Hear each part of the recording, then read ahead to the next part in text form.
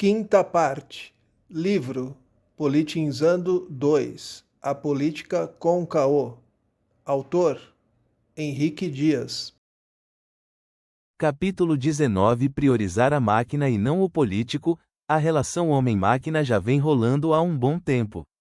Seja qual for o exemplo, a máquina é de vital importância nessa relação. O homem, como criador, leva os méritos da sua criação. Porém, se a máquina não for boa, não adianta colocar o melhor dos melhores operadores, que a máquina não funcionará. Em nossa vida política, chegamos a uma conclusão imediata: a nossa máquina política administrativa é uma verdadeira desgraça. Uma grande porcaria. O pior de tudo é que essa máquina é um organismo vivo e em constante crescimento. Os políticos, ao invés de criarem uma máquina nova e eficiente, vão reformando a velha. Quando não a reformam, eles a aumentam colocando novas partes incompatíveis com o sistema em operação. Enquanto essa máquina obsoleta estiver em operação, nada funcionará em condições de realmente atender às necessidades da população brasileira. A atual máquina não nos levará a nossa sociedade a uma condição de desenvolvimento humano igual ou superior ao dos países ricos. Já citado em capítulos anteriores, poderemos encontrar em um estado mínimo as condições de realmente tornar o Brasil um país próspero.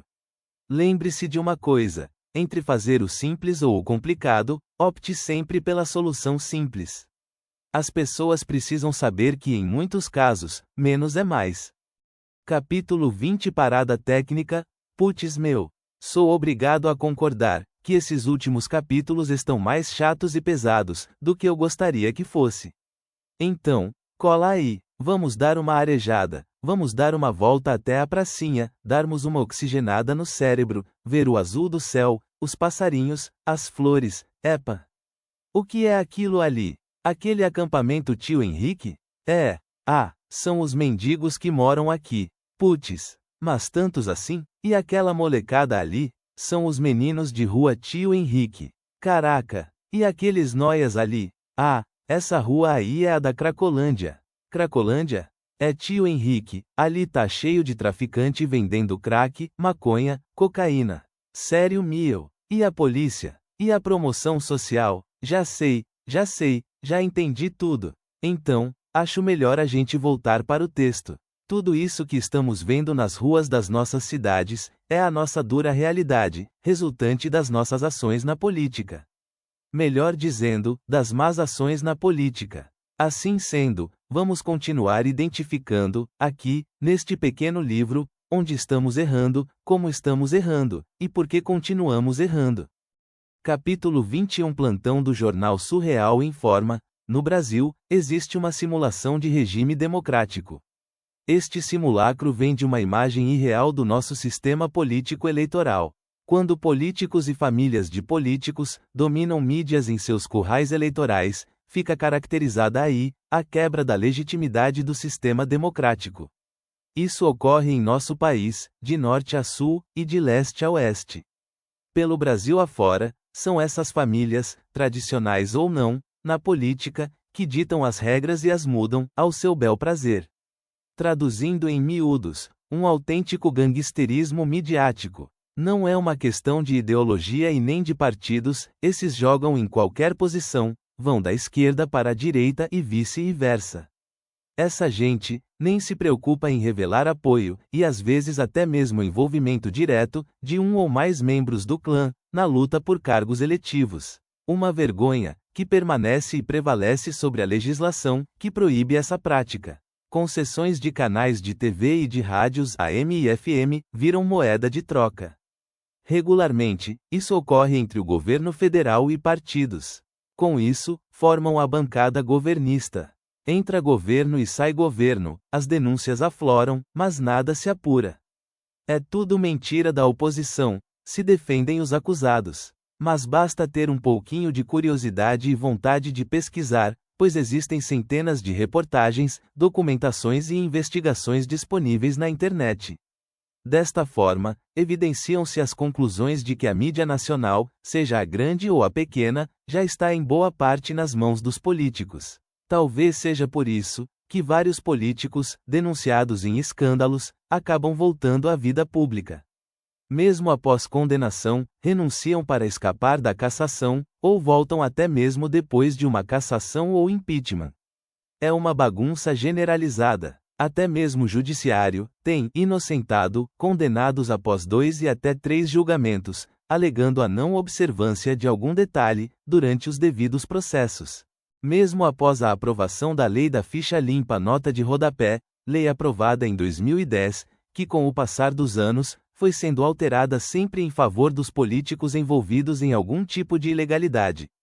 Fim da nota de rodapé, ainda temos lacunas, onde péssimos políticos encontram brechas para escaparem da lei. Infelizmente, essa é apenas uma das muitas falhas que o sistema democrático brasileiro nos apresenta.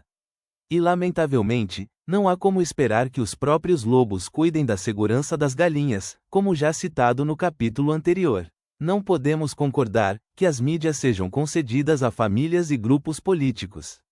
Seguindo a mesma lógica, também não podemos concordar com a regulamentação que tentam fazer, dando poderes de censura e de intervenção nas mídias por parte do governo.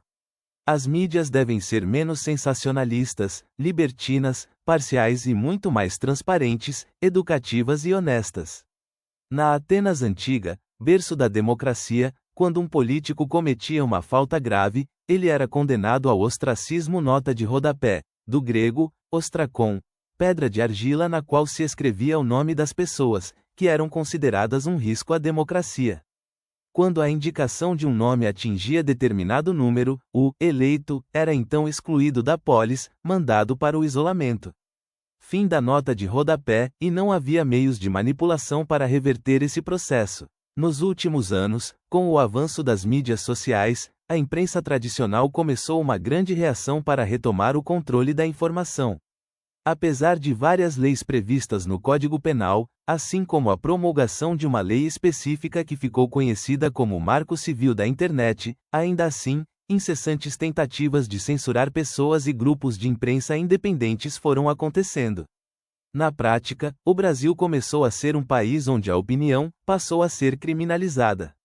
Uma verdadeira aberração, quando os próprios órgãos que incitam essa perseguição aos opositores ideológicos são os mesmos órgãos que durante décadas diziam defender o Estado de Direito democrático. Em junho de 2025, a maior corte do país tomou para si a responsabilidade de legislar. Com muito malabarismo legal e não legal, instituiu uma série de censuras, travestidas de responsabilidades. O alvo, as plataformas, conhecidas como Big Techs Google, Facebook, Instagram, TikTok, WhatsApp.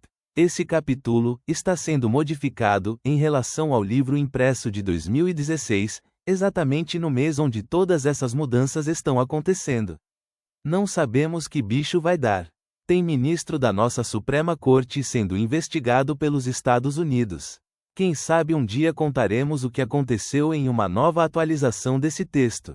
Certa vez, o Dom Pedro II foi questionado por um estrangeiro sobre os muitos ataques que o imperador sofria por uma parte da imprensa brasileira. Segundo este personagem, até mesmo na Europa Ocidental, esses jornalistas seriam objeto de processo civil e criminal, por atentarem contra a figura do governante. Dom Pedro, do alto dos seus 1,91 m, calmamente lhe disse: imprensa, se combate, com imprensa. Capítulo 22 Velha armadilha. Como país, erramos e continuamos errando. Somos um território disputado por forças poderosas. Essas forças disputam as nossas terras, as nossas riquezas e as nossas mentes. Esse é um processo que perdura há pelo menos um século. O capital sem bandeira e a ideologia revolucionária brigam por nós. Por um lado, conseguir fugir do esquerdismo, que possui requintes de psicopatia, é quase impossível. Perseguições insanas ocorrem. O patrulhamento ideológico marginaliza os que não combatem ao que eles ainda chamam de imperialismo norte-americano. Seja por ignorância de alguma espécie, seja pela influência do domínio esquerdista acadêmico, boa parte do mundo ocidental, esquerdo. Este processo também dominou a maioria da imprensa mundial. Esse último grupo caiu na armadilha socialista e propaga uma percepção equivocada da realidade. Isso fica evidente quando nos deparamos com o apoio e a simpatia da imprensa a governos esquerdistas, que usaram e abusaram da violência contra os seus povos. Essa adoção de um posicionamento simpático a vários processos políticos, que violam os direitos humanos em várias épocas e países, é inaceitável. No entanto, isso se tornou uma prática desse quarto poder, durante todo o século XX e XXI. Precisamos lembrar que, essa máquina propagandista, seja na esquerda, seja na pseudo-direita, tem o mesmo objetivo: enganar você. A esquerda, basicamente, te apresenta uma Ferrari vermelha. Te mostra como é linda, como é perfeita, mas não te leva para dar uma volta. Sabe por quê? A linda Ferrari que te mostram foi montada num chassi de Fusca e o acabamento interno é do Gol 1000 dos anos 1990. Já a direita, a do capital sem bandeira, é mais direta e te compra mesmo.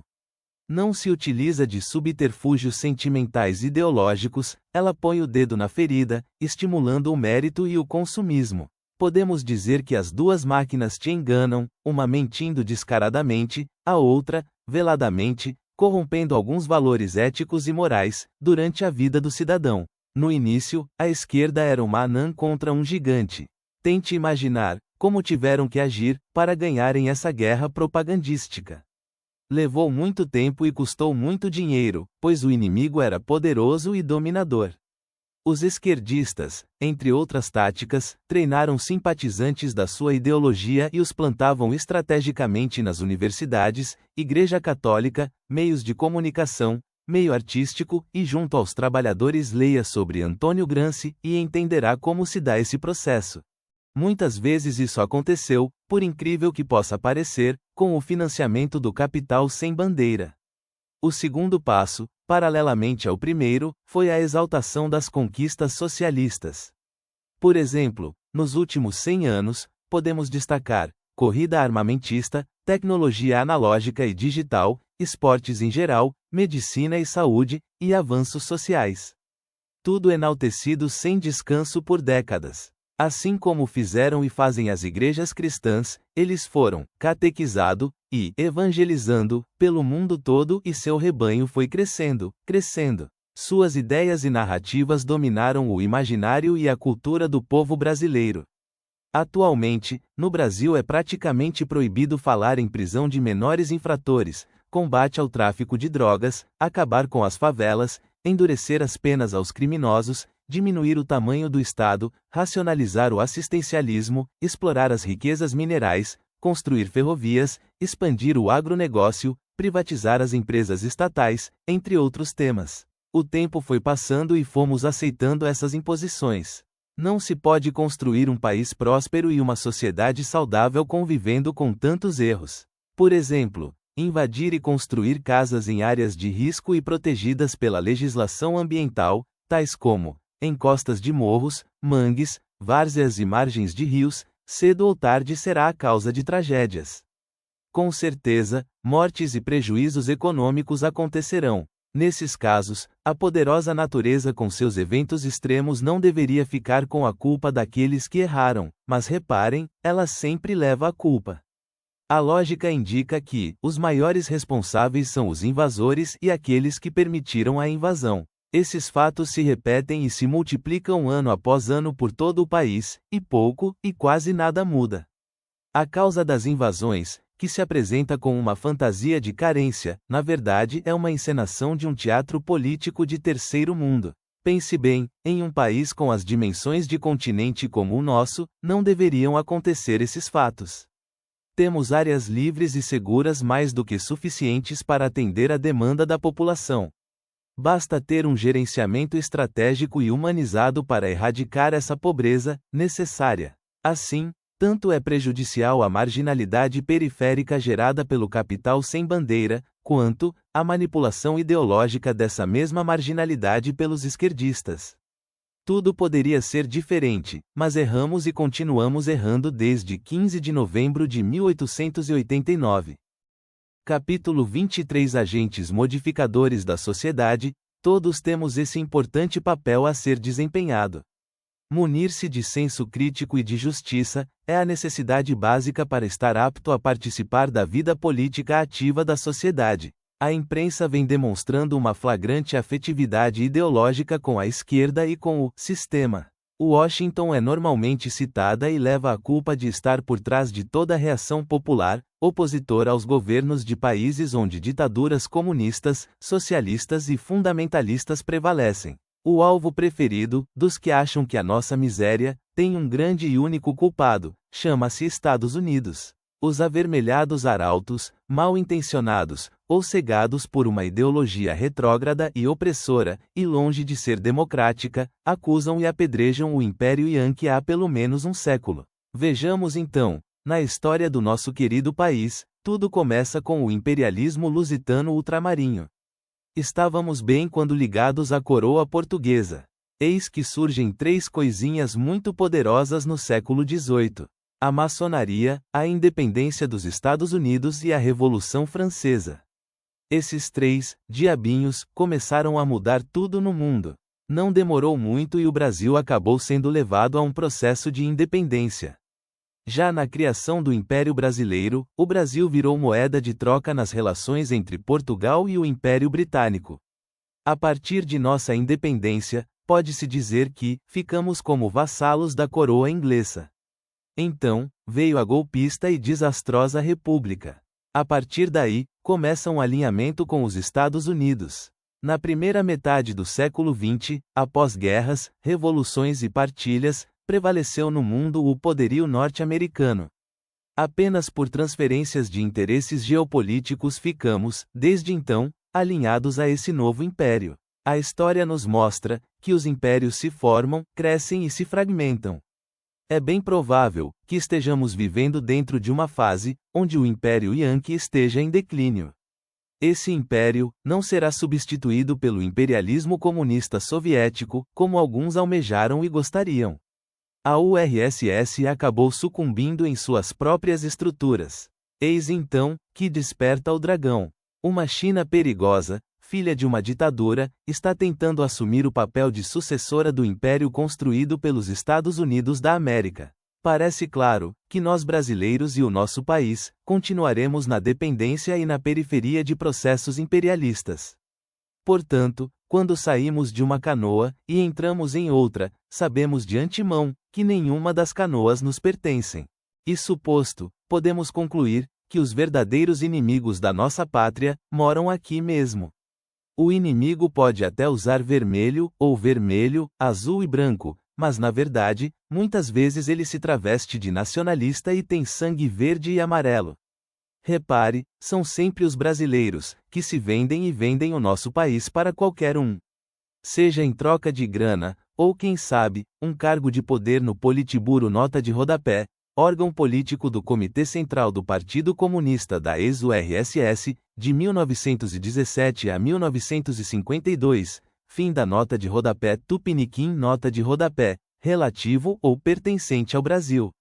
Fim da nota de rodapé, que afortunadamente, nunca se formou de fato e de direito. Estamos nesse momento 2025, passando por uma grande transformação. A trágica Constituição Federal de 1988 vem sendo desobedecida pelo sistema judiciário brasileiro. O povo, conforme aconteceu em 15 de novembro de 1889, assiste bestificado. Isso é um péssimo sinal. Nas últimas décadas, as anormalidades se transformaram em normais.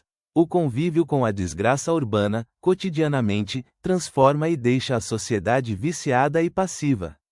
Isso faz gerar uma situação endêmica nota de rodapé, algo relativo a uma população em especial dentro de um território. Fim da nota de rodapé e perene nota de rodapé, é algo duradouro, inacabável, eterno, abundante.